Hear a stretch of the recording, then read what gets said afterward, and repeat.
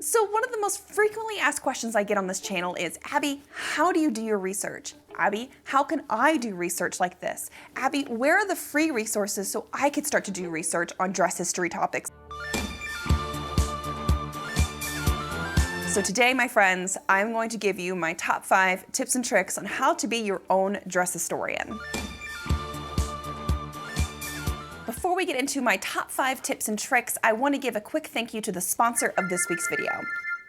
I'm gonna be honest, while I love cooking, I get stressed out by menu planning. Most of my day is spent focused on my work, and taking time to sit and try to think up recipes to make for dinner just sends me into a stress spiral that leaves me super grumpy. We've been using HelloFresh for several months now, and I am so happy with their product and service. There are loads of great meal options for all different dietary wants and needs, from low carb to vegetarian, and HelloFresh has more 5-star recipes than any other meal kit out there. It is such a huge weight off of my shoulders to be able to end my workday, walk into my kitchen, grab a meal kit, and just make it without having to dig through my fridge or pantry for ingredients. I am also really bad about buying more than I need at a grocery store, so I love how HelloFresh only sends exactly what I need, and there is hardly any wasted food. HelloFresh also makes sure that I actually bother to eat a vegetable once a day, so 10 points to adulting.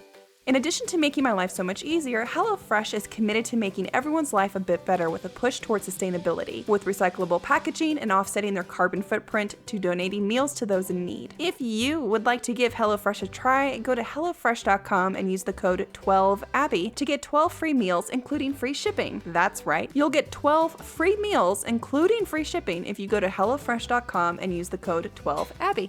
Thanks to HelloFresh for sponsoring this week's video.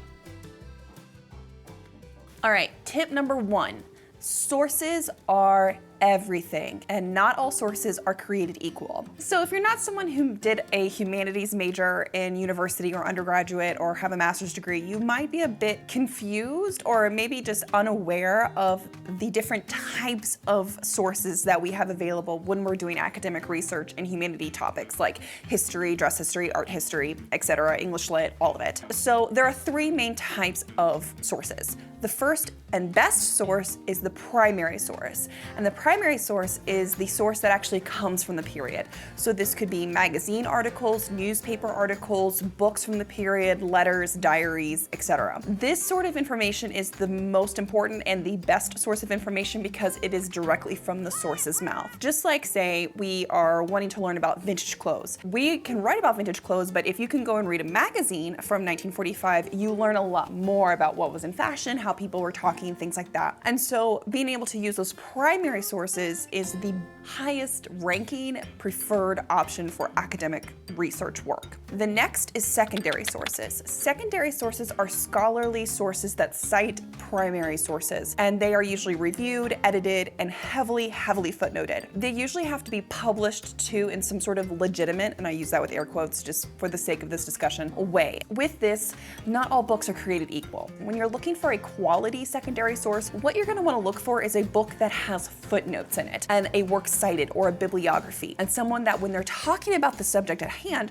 they're using references to explain and back up their arguments. A great secondary source on 18th century clothing would be Dress of the People by John Styles. He has footnotes throughout, he has graphs and tables to help back up his argument and his discussion points. A bad secondary source, in my opinion, is Cunnington's work from the 1930s. This is kind of also the issue with secondary sources, is that pre 90s, 80s, not too long ago, books didn't have to have footnotes to be considered good. And so a lot of research that's older doesn't have the footnotes behind it, which can cause a lot of problems, and that's where we get a lot of myths and bad history being perpetuated. Tertiary sources are me, what I'm doing right now. So even though I like to use footnotes when I am doing my video essay kind of lecture videos like the 500 years of boobs or the 500 years of butts, explaining what a witch hat and the origin of the witch hat, even though I use a lot of primary and quality secondary sources sources for my videos, and I always try to cite them in my description or on a separate page because the citation list is too long. Technically,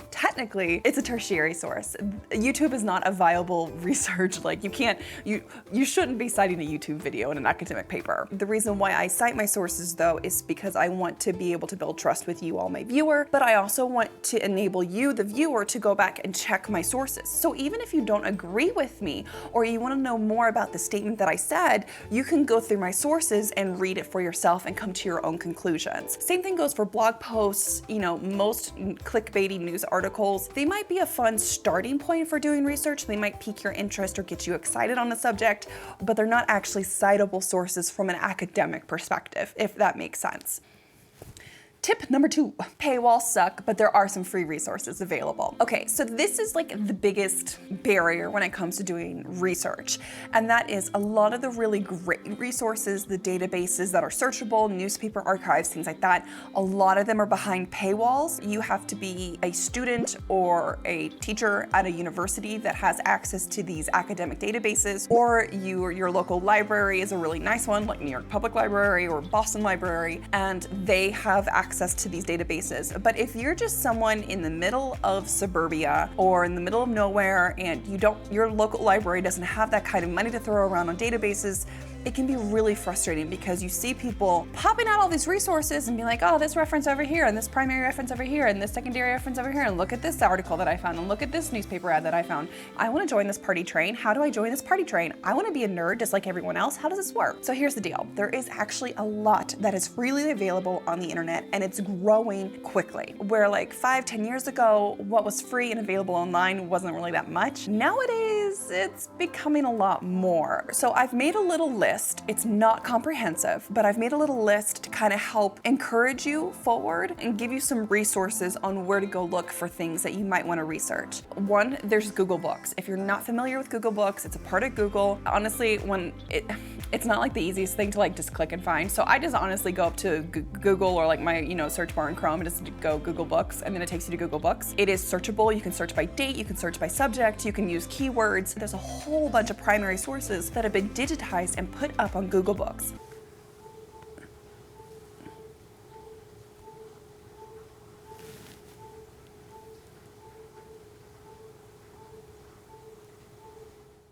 Oh, honey, there's nothing plugged in right now. You're just dying, aren't you? Shh. Go to sleep, child. There's no... God, I feel like I'm in a Nintendo. There's nothing in there. Will you shut up? What are you doing? Oh my God. Hush, hush, hush, hush, hush, hush, shush. Okay, second resource. This is UK centric. This is not international at all. Where like Google Books is more international. It is a really great resource, especially if you're interested in criminal law, law history, or even clothing related items or anything related to the consumption of goods. And it's the Old Bailey records. I know a lot of people that really like to use Old Bailey, especially within the dress history field, just to kind of get an understanding of what honestly lower sorts were doing, lower classes, middling sorts, what kind of clothes were they wearing, what kind of clothes were they stealing, what kind of textiles, things like that. But again, there's more to it than just clothes. That's just how I interact with the resource itself. But if you're someone who's more interested in just criminal history or like I said, good gossip, the Old Bailey is a good choice.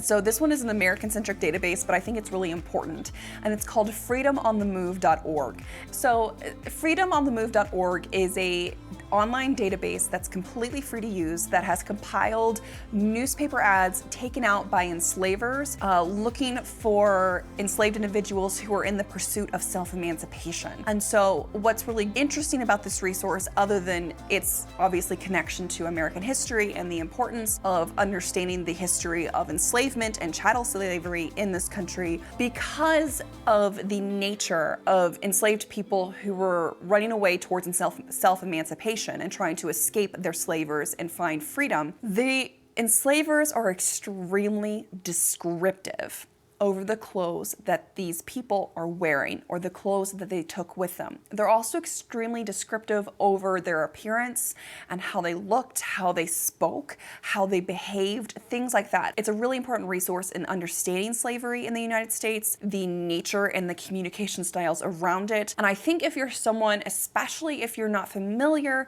with the United States history, it is an interesting way to get an idea of what it was like. I will say some of the terminology can be extremely triggering, it can be extremely brutal, and really heart-wrenching, but it is a fantastic resource, and it's in association with Cornell University, and so it is really high quality, and it's just a really cool resource to have. I think everyone should just go and check it out just in general. I think it's just important. So this one I actually found when I was researching for this video because I love going through newspaper advertisements. I love reading newspapers from the past. I think it's a really great way to kind of understand popular culture and how kind of people just went about their day because newspapers were published all the time, daily. You know, sometimes I feel like they were published twice a day. It's called Elefind, so it looks like it's Elephind,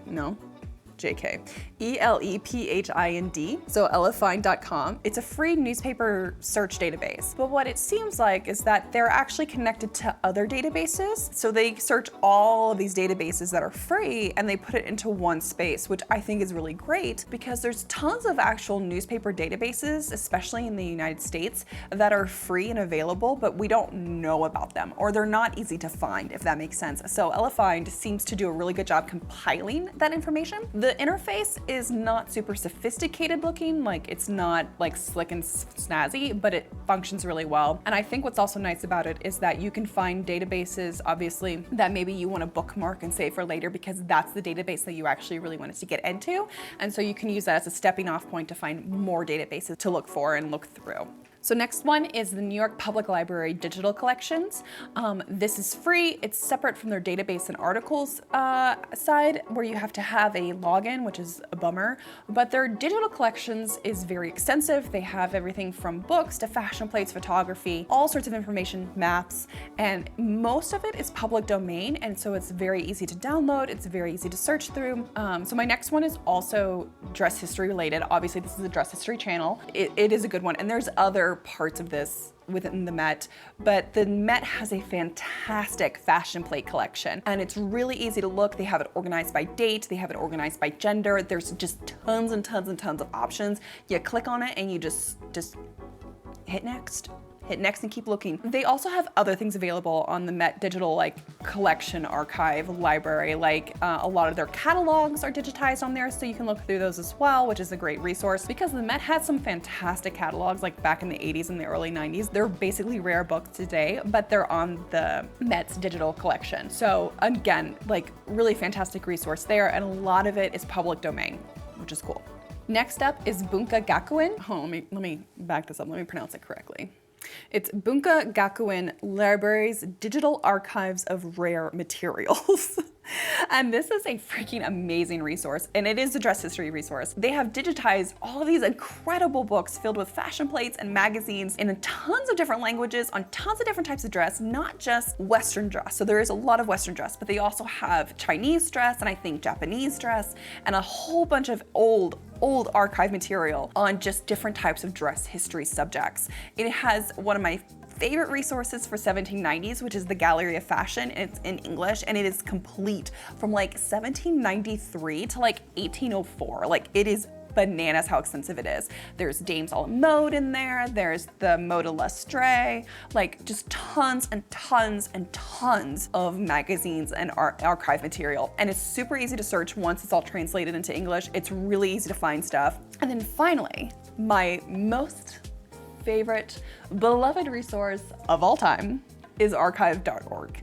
I mention archive.org all the time on this channel. I use it extensively, especially for my Victorian dressmaking projects. I love archive.org. It is super easy to use. It is super easy to find information, and you can favorite everything after you set up an account and just collect all the garment cutting, drafting, sewing books from the Victorian era and Edwardian era. They have the magazines like Delineator available. It is fantastic. And I've been able to find some really old resources on archive.org. And like I said, they are updating it all the time. So it's fantastic. Guys, just so we're clear, all of these databases that I've mentioned on here are gonna be in the description below. So just go ahead down there, open that up and have at it. Oh, if you all have any additional sources for like databases, newspaper databases, things like that, leave them down in the comments below. So then that way, like we can find more stuff. Like, cause the ones I listed, those are just the ones that I found and it is no way comprehensive in any way, shape or form. Tip number 3, know your terminology. Now that we've talked about what types of sources there are and we have some databases to go look through, now it's time to discuss the terminology that we're going to use to find the information. So this is really important, and this is something that is not necessarily easy to learn right off the bat, but it's something that I really want to encourage you all to be aware of. It is extremely important when you're searching primary source information to know the words that that period used to describe what it is that you're looking for. So the best example that I can give to you of this is if you're looking for 18th century, so 1700s dressmaking information or information about 1700s dressmakers. If you were to go into a database and you were to limit the search from 1700 to 1800 and you typed in the term dressmaker as one word, you would not really find anything. Or whatever you would find would be kind of weird and it wouldn't make a lot of sense, or the words would be split up and you'd be like, wait, why can't I find anything about a dressmaker? And the reason for that is because in the 18th century, they didn't really use that term. They used mantua maker to discuss 18th century dressmakers. And so you have to be aware of the words that the period is using to describe things and to describe people's jobs, to describe garments, things like that. The other aspect to that, especially pre-standardized spelling, is that they don't always spell things in the same way. Spelling, for example, like Taylor. Nowadays, we spell Taylor T-A-I-L-O-R, and Taylor with a Y is meant for people's names. But in the 18th century, Taylor with a Y was used also for tailors with an I. And this is actually why I think it's really important you know the terminology that is being used for the language in which you're searching. Nowadays, it's really common for us to use French terminology to describe garments, especially older garments like 18th century clothes. So a lot of people like to use the term like robe à la française to describe a sack gown. But in the 18th century, they didn't call it a robe à la française in English. They called it a sack gown, which could be spelled S-A-C-Q-U-E, S-A-C-K, you know, it could be spelled multiple different ways. So this is why I'm a big stickler for using English terminology when I'm talking about dress history, because that is the terminology that they used. That is something that I kind of want everyone to keep in mind. And honestly, this would apply for anything within the searching realm. Now, the problem is, like, if you're new to this and you're like, well, Abby, I don't know the terminology. I'm like, oh yeah. This is actually where tertiary sources are probably a really good resource, that if you can find a quality tertiary source, like, I don't know, my channel, and you hear me using this terminology and doing videos like courses versus stays, it's knowing those terminologies that help you find those really great pieces and that really great information. There is a learning curve there. I'm not going to deny that, but it is pretty easy to catch up. Know your language's terminology and know your language's historic terminology. That's really important. Tip number 4, look for the footnotes. And if there are no footnotes, run.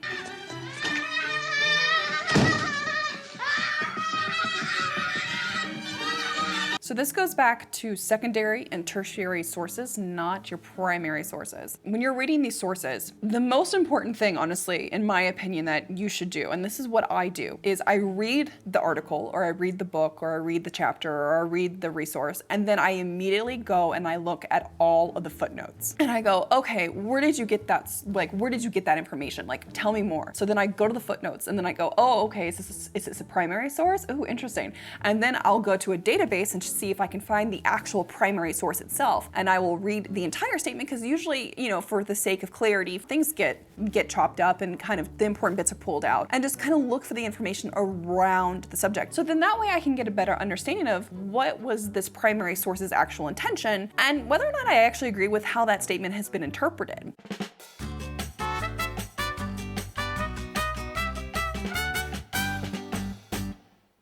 So the footnotes are so important. Shameless plug time. For example, in the American Duchess Guide for 18th Century Beauty, which is basically my baby and was a culmination of like 5 or 6 years of my research put into book form, the good stuff is the footnotes. That's where I really share where I found this information, where you can find this information. And if you haven't bought my books, there's links down in the description below. Now, if there are no footnotes, no, no, no, no, no. That is a huge red flag. Huge, huge, huge red flag, okay? Like, even if the book looks professional, even if the book looks like it's well researched and it's super sexy looking, if there are no footnotes, no. Absolutely not, because there's no way to verify that information. It doesn't matter if the information's even correct. If you can't verify it yourself, what good is it? Okay, it's rant time, but you do not disappear. You hear me, you fussy thing. Footnotes, especially with dress history subjects, they're relatively new. I have Godey's magazines and Harper's Bazaar magazines from like the 1850s talking about like their grandmother's fashions, and they get stuff so wrong. Like the Catherine de Medici iron corset thing, that actually comes from like an 1850s book. We don't know where they got that information from. They don't cite that information. But then what happens is other books from like the 1920s or 30s will cite that 1850s book as if, well, they won't even cite it, but they completely quote it and rip it off and basically plagiarize it. And then they perpetuate that idea themselves forward, moving it forward, probably adding a little bit more spice to the mix to make it sound even more ridiculous. And then another researcher in the 1970s who's like trying to figure out stuff will find that book because there's only so much information out there available. And they're like, oh, Catherine de Medici and like iron corsets, interesting, I'm gonna write that in my book. And then a researcher in the 90s is quoting that book, who's quoting a book from the 30s, who's quoting a book from the 1850s that just made stuff up. And so then all of a sudden, we're here trying to figure out, where did this even come from? Well, it turns out it came from some bogus book in the 1850s that had no research whatsoever. And you're like, how much laudanum were you guys on? I mean, really? If it doesn't have citations, I'm sorry. Like, you cannot take it seriously. To me, that's not a quality secondary source, even if it is published. Tip number 5, question it. Question all of it. Even if you have loads of primary information in front of you and you're going, okay, this is it. That does not mean that it was how it always was for everyone all the time.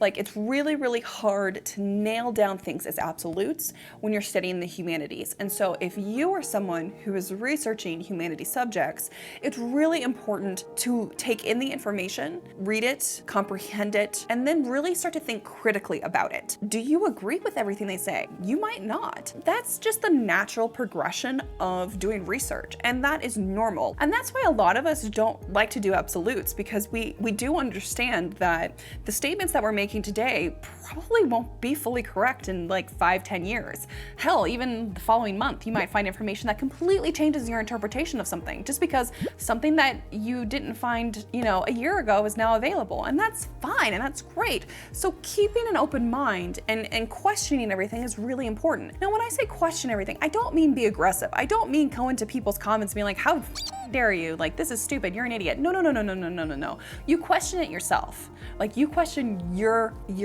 absorption, if you will, of that information. Like, how do you take in that information? And then use that as a jumping off point to do more research. But this is not go out and be aggressive on the internet. Like, we're already really aggressive on the internet, so we just need to kind of like be cool and be like, hey man, this is awesome. Look at this work that you've done. Cool, I'm gonna go over here myself and do some more work. And then when I have some information, I'll share it. Stuff like that. One final bonus tip. And this is a what not to do. Please, please, please. Please, please, please do not email or DM businesses or creators with a huge message that basically tells us that you have been assigned a research project by a teacher or professor. You basically repeat the prompt back to us with all the questions that they've asked, and then just kind of actually ask us or the business to do the research for you. That's not doing research. That is asking other people to do research for you, and basically that's also kind of plagiarism. It happens a lot. It happens to a bunch of people. It has happened to me several times. It's really awkward because it's not that we don't want to help. It's not that we don't want to encourage research, but it's also like, hey, that's a boundary, and that boundary is being crossed. Doing the research is the fun part to me. Like, why would I deny you having the fun of going down a rabbit hole and like reading every 1898 Delineator magazine from cover to cover? Like, you should go do that yourself. And that also is it's a matter of respect too. Like, it's respecting our time, it's respecting your time, it's respecting your teacher's time. If you have a very specific question, you're like, hey, I sell in this video this thing, and I'm actually working on this subject. Can you share this source with me? That's totally fine. Not that everyone will be able to get back to you. That's not the same as us doing research for you. All right, guys, that is it for me. I hope that you enjoyed these 5 tips and tricks on how to do research on humanities subjects with a very strong bias towards dress history because it's my channel and I can do what I want. With that, my friends, I hope that you all have an amazing rest of your day and I will see you all back here next time. All right, bye guys. Have a good one. Hey, buddy. Stop. Oh my God, you're really updating right now? Like, I did not ask this of you. What are you doing? This thing is so old. If you're not someone who went through an undergraduate... Griffey, can you not? You don't hold back your life either. I swear to God. Oh my God. Ugh, you are rough. I don't know why I'm doing this. Rude. How about we shut up? How about we do that?